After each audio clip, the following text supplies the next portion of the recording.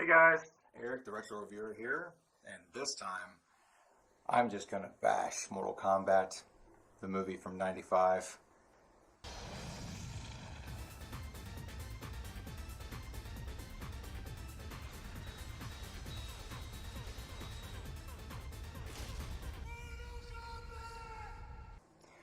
So guys, I'm doing the 1995 version of Mortal Kombat. Now, I know that a bunch of people on this website actually enjoy video games, like to play video games. And if you were a kid like me, you actually played Mortal Kombat on the Sega Genesis when it came out. So of course you knew the basis for the characters way before the game, or before the movie actually came out. That being said, the movie was horrible.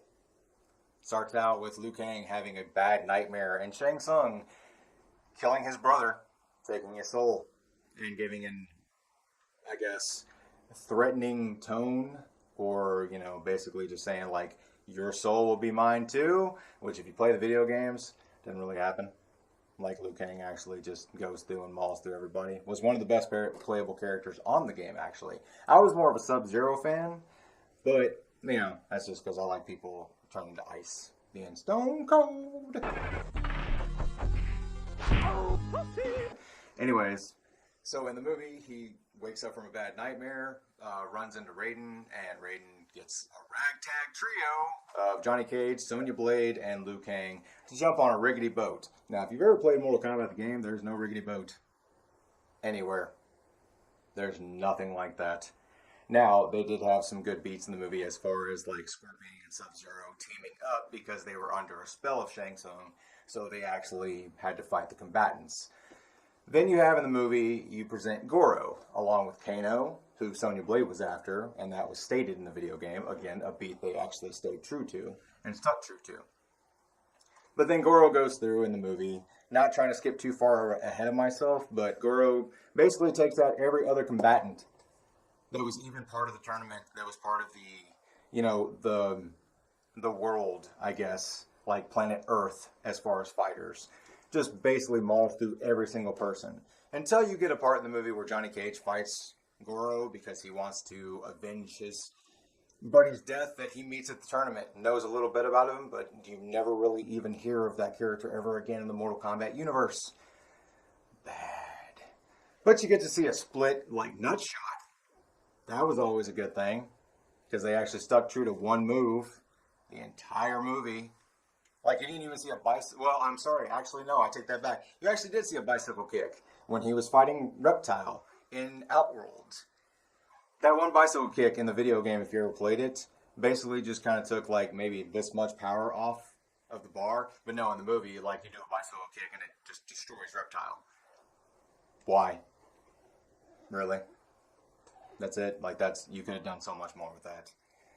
So then, of course, you actually only see a cameo by Shao Kahn, and you're basically watching the movie for the in-fight sequence, because there's a lot of fighting in the movie, there's a lot of soul-sucking, and that's what I called it, because Shang Tsung only did it one time, and it was to Johnny Cage's buddy when Goro beat him. So that was the only thing you really see. Other than that, you see Scorpion take on Johnny Cage, you see Sonya Blade kill Kano. Why? She didn't do it in the game, but you're going to take out one of the mainstay characters with a move that Sonya Blade did, just enough to where he spits on her leg, because he drools like an infant, and then she snaps his neck. So that was basically it. Bye, Kano. Like, really? Then, of course, you have Scorpion, like I said, taking on Johnny Cage, which was if you played the game Mortal Kombat, the way Scorpion meets his demise in the movie, you probably already have seen this piece of crap movie, you would know that it ends with a friendship, because Johnny Cage leaves him a shitty-ass autograph.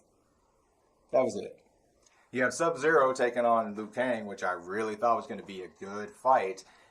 And he basically just makes this gigantic ice ball around him, which again in the game you never really saw. But then Liu Kang takes a bucket of water and ends Sub-Zero. Did you run out of money? Is that what it was? Like, is that why he got, like, speared with a giant icicle? I don't know. Good job. This movie was also directed by Paul Anderson, who was notorious about doing really crappy video game movies and ruining the franchises that he was put in front of. Not a bad director, though. I'm not really crapping on him being a director, he just had really crappy scripts given to him, i.e. DOA from the Dead or Alive series. But you also, in his directorial work, he has also done all of the Resident Evil movies. Now, if you're not a fan of the Resident Evil movies, then you can bash Paul Anderson if you really wanted to. But I'm mostly focusing on his basic crapping on Mortal Kombat in the series, as far as the video game, and then trying to put it on screen. There was a sequel to the movie, which was called Mortal Kombat Annihilation. Not going to get into that, because that movie was by far worse than Mortal Kombat the original, which I didn't really think they could do as a standalone. Like, you have Mortal Kombat come out, and you realize people crapped on that movie. Then you bring out Annihilation, and people really shit on that movie. It's like, you should have learned your lesson the first time around. All you did in Annihilation was bring in more characters and pretty much just destroy them. The only thing that I can say about this series is hopefully they will actually make a new movie. Maybe not take Paul Anderson as director. Maybe so. I don't know. Maybe he looks back at that as a dark time in his life, and he's like, I really want to do better. Or you can just get somebody else new, and maybe they can either make the series worse or actually do a really good job. But somebody's got to do something with this, because these movies stay on like movie shelves in stores, and nobody really ever wants to even pay 25 cents for them, because I really don't think they're worth that. And I was, again, a huge avid fan of this video game series. Still am. The only positive in this video that I will actually say that is not crappy about Mortal Kombat is the fact that they have a webisode feature that you can actually check out on YouTube called Mortal Kombat Legacy. And they've done two versions of it. They've done Mortal Kombat Legacy, the first part, and they've done a Mortal Kombat Legacy, the second part, which is where they go through and actually do webisodes, individual episodes, that basically talk about every single character. One character, Liu Kang, has a personal episode dedicated to him. You have an episode for Raiden, to where you can kind of figure out where he was coming from, being the god of, lightning and thunder.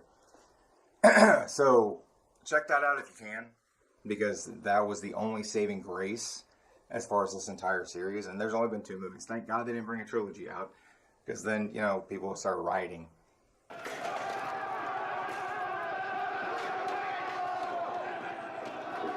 And really all I can say about that, really wasn't too much bashing them, as far as like, I would not recommend this movie to anybody.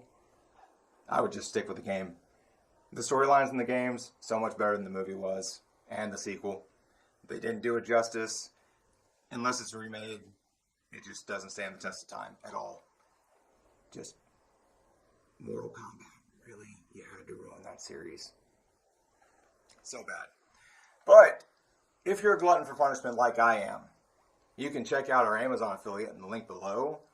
And hopefully Amazon has it for like 10 cents, because that's really all I'd pay for it to see it. Just so I could turn it off midway through and not really lose sleep over losing 10 cents. But you can check it out in the Amazon affiliate in the link below. Don't forget to check out republicofthegeek.com. Don't forget to hit that bell icon to get future notifications from this. Check out our Twitter and Facebook page also. Give us some likes and follows on that. And as always, guys, thanks for watching.